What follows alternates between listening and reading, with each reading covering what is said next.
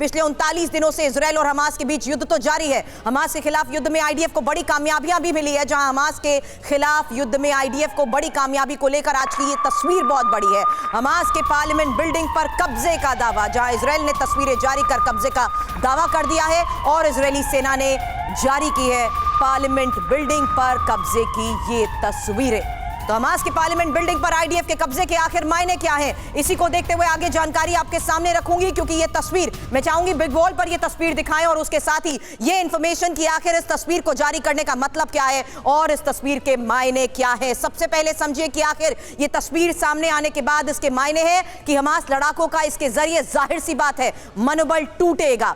Gaza पर जिस तरीके से अभी तक ऑपरेशंस को अंजाम दिया जा रहा था, उन तमाम ठिकानों को टारगेट किया जा रहा था जहां से हमास ऑपरेट कर रहा था, लेकिन अब गाजा में शामिल होने के साथ साथ सुरंगों में भी ऑपरेशंस चलाए गए और सुरंगों में पहुंचने के बाद यह साफ हो गया कि हमास की कमर तोड़ने की कोशिश की गई है। हमास के उन तमाम ठिकानों को ध्वस्त कर दिया गया है, लेकिन हमास लड़ाकों का मनोबल अब टूटेगा। गाजा पर हमास की पकड़ जाहिर सी बात है कमजोर होगी। यह तस्वीर के साथ साथ मैं चाहूंगी कि आप ये पॉइंट्स भी सामने रखें, क्योंकि आईडीएफ की जीत की राह इसके जरिए आसान नहीं होगी।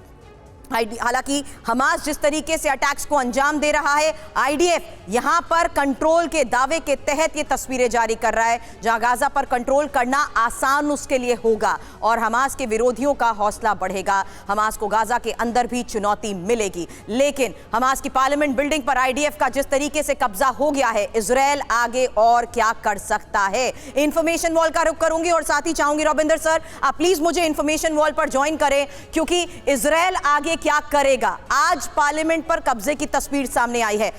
एक विकल्प के तौर पर तीन बड़ी बातें रखूंगी, उसमें सबसे पहला और महत्वपूर्ण यह है कि क्या वेस्ट बैंक के तर्ज पर फिलिस्तीनी अथॉरिटी की सत्ता होगी। यह समझना जरूरी है, क्योंकि अमेरिका भी यही चाहता है, विश्व भी जाहिर सी बात है इसको मंजूरी दे देगा और फिलिस्तीन अथॉरिटी भी अब इसको देखते हुए राजी नजर आ रही है। रविंदर सर, पर पैलेस्टीनियन अथॉरिटी की इफेक्टिवनेस क्या है? जीरो। पैलेस्टीनियन अथॉरिटी का जो लीडर है महमूद अब्बास, वो वेस्ट बैंक में ही अपनी अथॉरिटी नहीं जमा पाया, वहां के लोग ही उसको नहीं मानते हैं। तो हाँ, बिठाने को तो अमेरिका कोशिश करेगा कि गाजा में पैलेस्टीनियन अथॉरिटी का ही रेप्लिकेट कर दिया जाए, बट इनको कोई वो सपोर्ट या कोई मैकेनिज्म नहीं मिलेगा। तो पैलेस्टीनियन अथॉरिटी को यहाँ लाना वर्चुअली वही रहेगा, वो माना जाएगा इजराइल के पिट्ठू हैं, वो इजरायली टैंकों के बेसिस पे वो वहां बैठे हैं, तो गाजा की जनता उन्हें कैसे एक्सेप्ट कर लेगी? ये एक बड़ा सवाल है। हालांकि अब मैं ऐसे में दूसरे विकल्प पर आती हूं, अगली स्लाइड पर आए, जहां वेस्ट बैंक की तर्ज पर फिलिस्तीनी अथॉरिटी की सत्ता पर तो हमने बात की, लेकिन गाजा पर खुद इजराइल की सत्ता, ये संभावना आपको लग रही है विकल्प के तौर पर? क्योंकि इजराइल जाहिर सी बात है अगर इसकी कोशिश भी करता है तो क्या अमेरिका इस पर रजामंद होगा? हालांकि इसको देखते हुए संशय है, लेकिन मुस्लिम देश भी जाहिर सी बात है ऐसे में भारी विरोध करेंगे। देखिए, इजराइल जो कहता है वो ये कहता है कि मेरे को अपने बॉर्डर पर ये परेशानी बिल्कुल नहीं चाहिए। वो तो चाहता है गाजा गायब हो जाए, ये उसके लिए कोई वो ना रहे, राइट। परंतु इजराइल कोशिश करेगा वो जिस हिसाब से अभी कह रहा है, क्योंकि दुनिया पूछ रही क्या होगा। तो अभी नेतन्याहू कह रहा है कि हाँ हम कुछ समय पहले तो कहता है इंडेफिनिट सिक्योरिटी करेंगे, अब कह रहा है कुछ हद तक हम सिक्योरिटी करेंगे, पर इजराइल संभाल नहीं पाएगा। इजराइल अभी हम कह रहे हैं कि कब्जा कर लिया, अभी तो कहां कब्जा करा, अभी तो यस इजरायली फोर्सेस वहां पे हैं, बट हमस के जो 30,000 कहे जाते हैं, नहीं तो 20,000, कितने आतंकी मारे? करीब 12,000 मारे गए जो आंकड़ा है, उस 12,000 में से कितने हजारों बच्चे हैं, विमेन है, तो हमस के कितने मारे गए अभी तक ये क्लियर नहीं है। 2,000, 3,000, 4,000 मार दिए, 10-20,000 तो हमस तो कहीं गायब हो रखे हैं। तो वो तो उभर के आएंगे, तो इजराइल को कंट्रोल करना अभी तो चांस ही नहीं है। बिल्कुल नहीं, लेकिन तीसरे विकल्प की बात करते हुए समझना जरूरी है। नेक्स्ट स्लाइड पर आए, जहां तीसरे विकल्प की बात करेंगे कि गाजा में सिर्फ आईडीएफ की मौजूदगी ये होती हुई आपको नजर आ रही है, क्योंकि अगर ऐसे में कुछ वक्त के लिए वो पूरा कंट्रोल गाजा में रख लेता है, जिसको लेकर अमेरिका ने भी कहा था कि अगर ऐसा होता है तो मंजूरी उसे मिल सकती है, ऐसे में जाहिर सी बात है इस स्ट्रैटेजिकल मूव के जरिए ईरान जैसे देशों को भी एक कड़ा संदेश देने की ये कोशिश होगी। तीसरा पॉइंट हाँ संदेश होगी, पर पहला पॉइंट ये है ना, आईडीएफ अभी तो रहेगा, आईडीएफ को रहना पड़ेगा। अभी इसकी विजय कहां हुई है? अभी इजराइल ने कैप्चर या कंट्रोल कहां करा है गाजा को?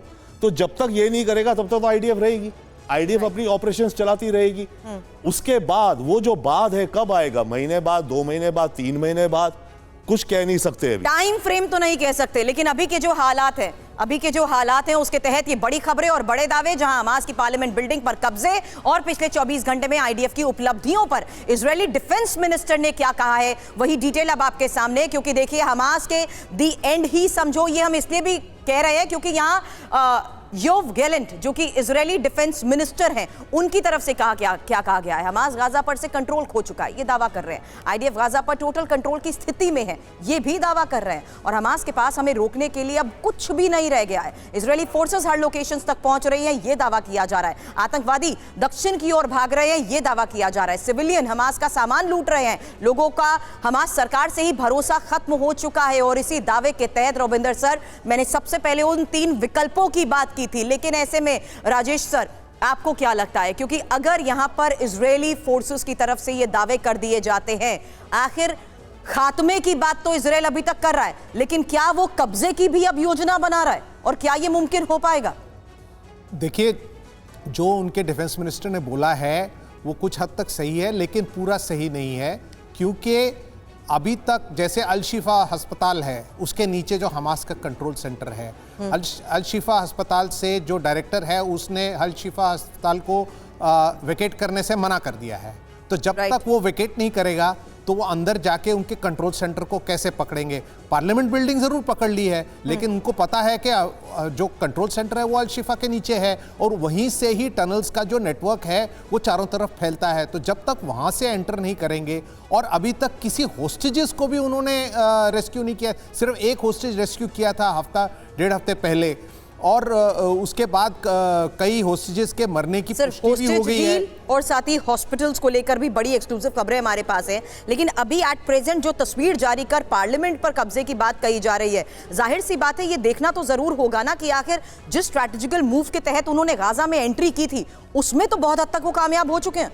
देखिए, जो पार्लियामेंट बिल्डिंग उन्होंने ली है वो एक सिंबॉलिक मूव है, क्योंकि हमास कभी पार्लियामेंट बिल्डिंग से अपना हुकूमत थोड़ा ना चलाते थे। ऐसे में फिलिस्तीन अथॉरिटी का उनके साथ रजामंदी होना और जो स्थिति वेस्ट बैंक में है, इस विकल्प पर आगे बढ़ना क्या मुमकिन लग रहा? देखिए, जैसे रॉबिन जी ने बताया था कि महमूद अब्बास रेडी तो हैं, पर वो फिगर हेड ही रहेंगे, क्योंकि उनकी अथॉरिटी जो है मेरे ख्याल में रमल्ला से बाहर जाती नहीं है।